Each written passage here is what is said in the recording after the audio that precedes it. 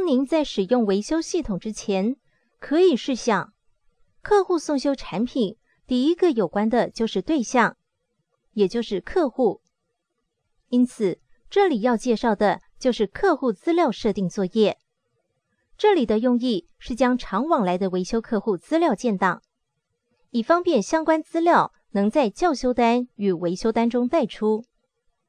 而在交易资料的部分，关于客户要使用的发票连数、课税别都可以事先在这里设定。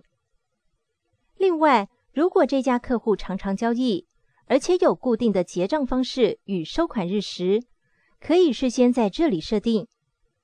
这样后续维修单结案时，就可以决定应收款单的预设结账日与预收款日。